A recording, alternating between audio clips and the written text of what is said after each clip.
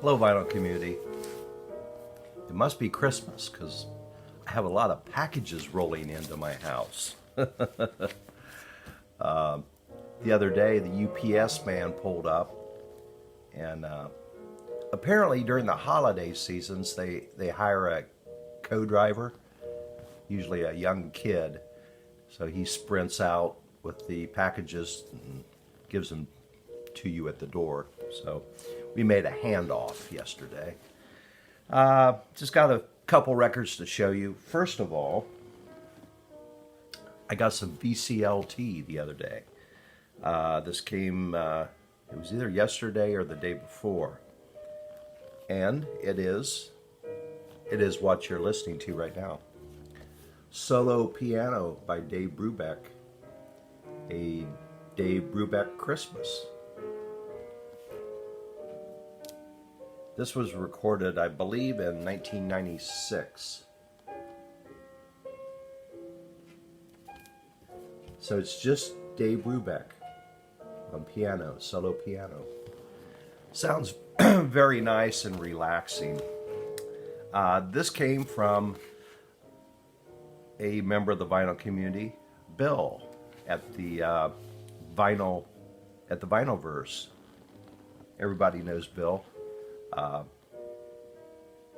So anyhow, he sent this to me, and I'd like to thank him and wish him a Merry Christmas. I really appreciate this. I don't have too much Christmas music, so this will be nice, especially when the weather gets a little colder and snowy. So thank you, Bill, and Merry Christmas to all. Since I'm here, might as well show a couple other albums. This next album I picked up probably 4 months ago, I believe. And I did not have any Ella Fitzgerald. I usually prefer instrumental jazz rather than vocals, although I do have quite a few vocals, but I just prefer instrumental. Anyhow, this was released 2 years ago, probably almost to the day, 2017, December. It is on Verve. It is Ella Fitzgerald live at Zardy's Jazzland, which was located in Hollywood. This is a double album, and these tapes must have been lost or misplaced for whatever, 60 years, close to 60 years. And I guess they were rediscovered. And so they reissued these, or issued them for the first time. Super. Very good sound quality on these.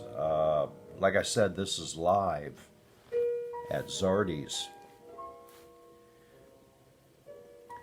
And this was, I think it was recorded in February 1956.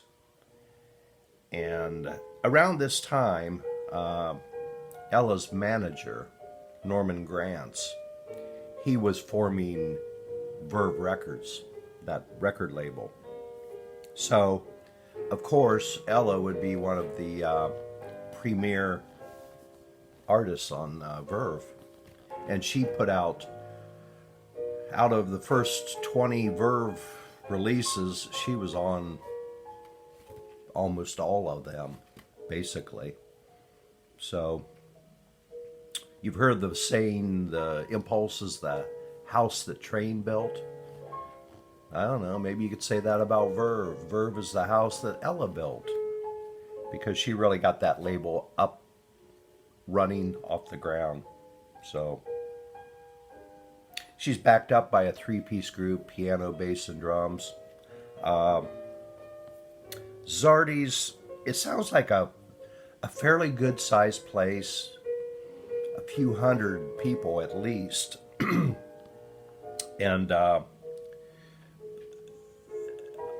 I was kind of amazed at the the rapport that Ella had or has with the audience on this record.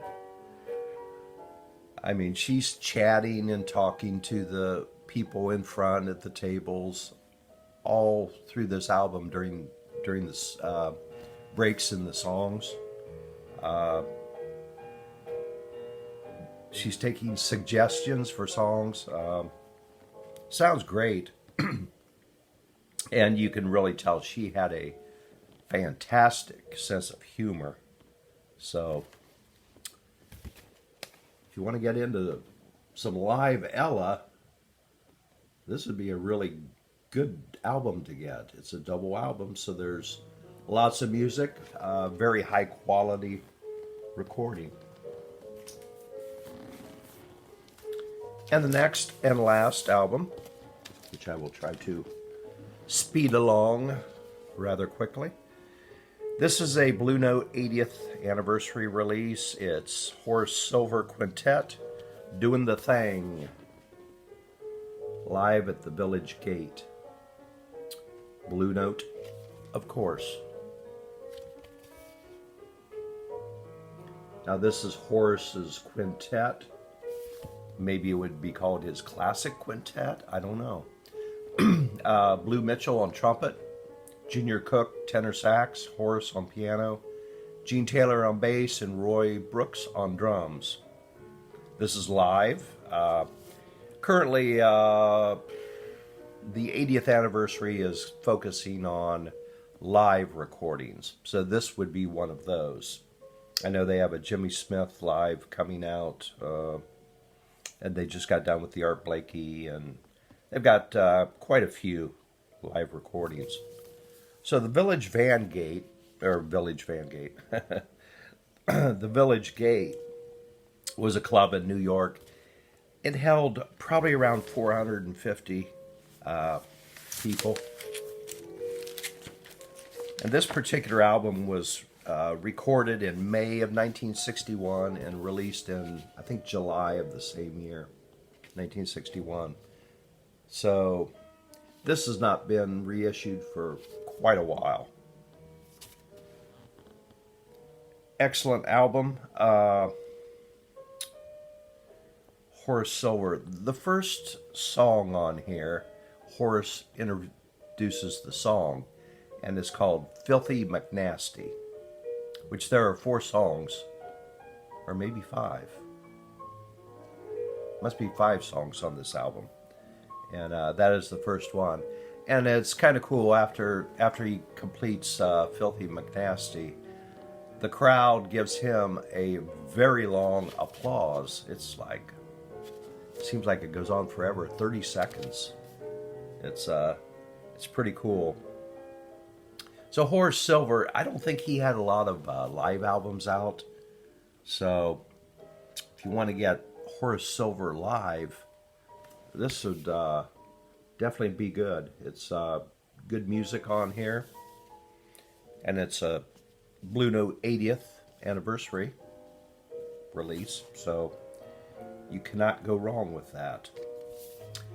And I did notice on the very beginning, it was probably maybe before Filthy McNasty, the MC, which was Pee Wee Marquette. He was a very small black man with a high voice. And he would MC at a lot of these jazz clubs in New York, and he was known for more or less demanding a tip from the artist, basically to introduce them and to pronounce their name correctly. So I do remember reading an article, and Horace Silver said one time he did not tip Pee Wee, and so Pee Wee introduced him as Horace Sliver. Old Pee Wee. And the tips he demanded, they were not small. I was kind of surprised. I thought it was like, I thought they said $20, which back in the day, that was a lot of money. Or even if it was 10, whatever. So anyhow, I wanted to show you this VCLT from Bill at the Vinylverse. I really appreciate that, Bill. I definitely need some nice, calming Christmas music. So, I will catch you folks later. Have a good day. We'll see you.